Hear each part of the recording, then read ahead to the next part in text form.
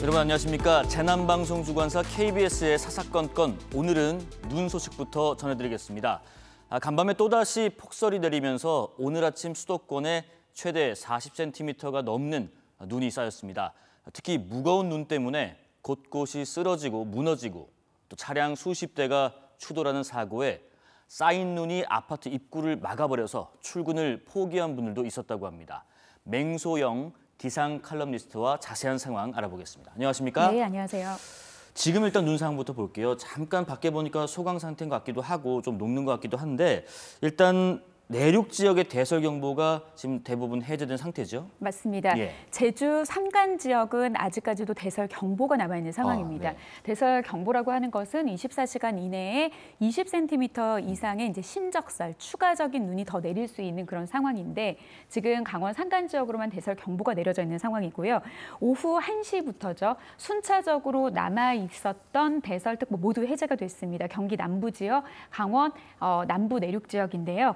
근데 아직까지는 레이더 영상상의 모습을 좀 살펴보시면 아직까지는 강수 구름대가 이들 지역에 머물러 있습니다. 지금 보시는 화면에서 분홍색으로 표시되어 있는 게 강수 구름 중에서도 비보다는 눈의 형태로 내리는 지역인데, 대설특보가 해제가 됐다라고 하는 것은 향후 24시간 내에 5cm의 눈이 추가적으로 내리지 않을 뿐이지 그보다는 좀 적은 약한 눈발이 여전히 내리고 있기 때문에 추가적인 어떤 눈싸임에 대한 대비를 하셔야 될 것 같고요.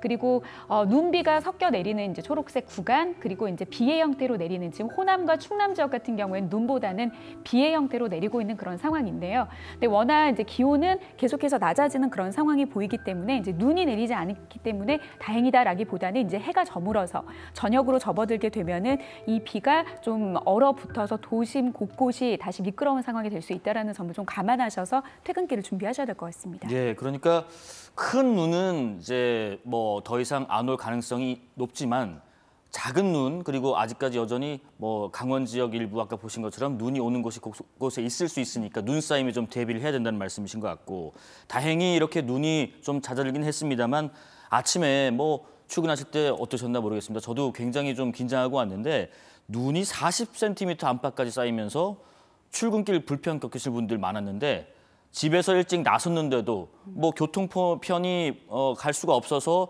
한 1시간 걸어서 지하철 타신 분도 계시고, 그리고 심지어 스키를 타고 출근하신 분도 있었어요. 지금 영상 보고 계시죠?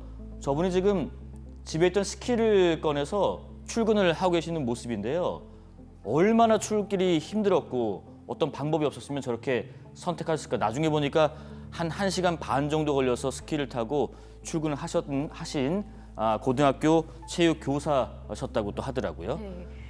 도로를 가로질러 가는 위험한 상황이 아니다라고 하면 많은 분들이 보셨을 때 나는 왜 저런 요령을 생각하지 못했을까라고 생각을 많이 하셨을 것 같습니다. 이번에 많은 눈 예보 때문에 계속해서 사전에 당부를 드렸다라는 것이 출퇴근길에 자가 이용을 하는 것보다는 좀 대중교통을 이용하셔야 된다라고 거듭해서 말씀을 드렸고, 도심의 차가 평소보다 굉장히 적을 만큼 많은 분들이 대중교통을 이용을 하셨습니다. 네. 그런데 오히려 그 대중교통으로 인해서 불편함을 겪어서 출근길 다시 집으로 돌아와야 되는 그런 불편함을 토로하는 시민들도 굉장히 많았는데요. 아마 이번에 기상청에서 이 눈이 시작되기 직전에 나오는 그런 어떤 수치 모델상의 자료를 보아하니 예전에 발표했던 보다도 이 수치 예보 모델상에서 발표하는 그 적설의 양이 갑자기 늘어나서 이제 대응을 하기 위한 그런 선제적인 조치로 발표를 변경해서 했습니다. 그런데 기상청에서 능력이 부족하거나 기술이 부족해서가 아니라, 저는 이번 상황을 보면서 2019년 장마 때를 좀 생각을 했거든요. 네. 그때 경기 북부 지역에 계속해서 비의 예상 강수량이 300에서 500mm가 측정이 되는 겁니다. 그 당시에 예보관님들이 어떤 이야기를 했냐면요. 수치 예보 모델상에서 다양한 자료들이 이러한 자료를 내기 때문에 신뢰하고 발표하기는 해야 되는지 의구심이 든다. 정말 이 정도의 비가 우리나라에 내릴 수 있을까? 내렸거든요. 아마도 이번에 강수 그리고 적설을 좀 예상을 하시면서 좀 전에는 겪지 못했던 도심 내 폭설, 그리고 11월 달에 이후에 첫눈치고 이런 양의 눈이 내리는 거는 기상청에 30년 이상을 예보하시는 분들도 혀를 찰 정도로 이런 예보는 없었기 때문에 많은 좀 대비는 우리 이런 어떤 방제 성능 자체가 여기에 지금은 이 기준치가 되어 있지 않기 네네. 때문에 많은 어려움들이 있는데요. 앞으로는 이런 식의 날씨 현상들이 자주 나타날 것으로 보이기 때문에 대중교통에 이용을 하는 거나 여러 가지 부분에 대해서 지금도 보시는 것처럼 1위가 1922년에 3월 24일 3월이었어요. 겨울을 지나고 난꽃샘추위가 나타났을 때 31cm. 그리고 굉장히 시간이 오래 지나죠. 1969년 1월이면은 가장 추운 시기입니다. 보통 보름 1월 중순 이후부터 2월까지. 그러니까 2위하고 3위의 서울의 적설, 가장 많은 양의 눈이 내려 쌓였던 이 적설이 30cm에 달할 정도라고 하면은 가장 찬 공기가 급습하면서 눈이 내리기 좋은 그런 조건에서 내려져야 되는데 이번 같은 경우에는 11월 늦가을에 그리고 혹은 초겨울에 초입부에서 내렸다라고 하는 그 점에서 굉장히 경험하지 못했던 당황스러운 눈이었거든요. 그래서 이번을 경험을 삼고 이번을 교훈을 삼아서 좀 전반적인 어떤 방제 성능을 올리는데 우리가 좀 대응책을 마련해야 되지 않을까라는 그런 고민을 해봐야 될 것 같습니다. 그러게요. 우리가 지금 보면은 기후가 상당히 많이 급변하고 있는 게 지금 더울 땐가 싶은데 너무 더위가 또 오래 갈 때도 있고 비가 이렇게 올까 했는데 비가 상당히 많이 올 때가 있고 어제 오늘 뭐 그제처럼 눈이 이렇게나 많이 온다고 11월에 이런 것들이 있다 보니까 앞으로는 또 급변하는 상황들에 우리가 촘촘하게 대비하는 것도 좀 필요하겠다는 말씀을 좀 들어보니까 생각이 듭니다. 시설물이 막 무너지고 또 정전에 결항에 전국 곳곳에서 이 폭설로 인한 피해가 상당히 많이 늘었죠.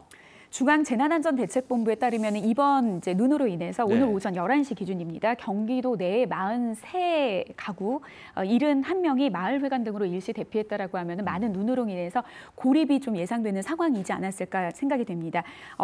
오전까지는 한 61명 정도가 귀가하지 못한 상황인데 지금 어느 정도 돌아가셨는지는 좀 확인을 해야 될 것 같은데요. 이 밖에도 131건의 정전이 발생을 했습니다. 아무래도 이 정전 같은 경우에는 이 나뭇가지가 무거운 습설을 이겨내지 못하고 나무가 뿌리채 뽑히거나 가지가 그 전신주라든지 전선을 덮쳐서 정전 사고가 발생한 곳들이 비단 경기도뿐만이 아니라 서울 내에서도 굉장히 많은 구역에서 정전으로 인한 불편함을 겪었거든요. 네네. 그리고 또 많은 눈으로 인해서 통제 구간도 있었습니다. 11개 국립공원, 302개 구간의 출입이 금지가 됐고 전북 4곳, 제주 2곳, 총 전국 10곳에서는 도로가 좀 이제 여전히 통제 중인 곳도 있습니다. 네.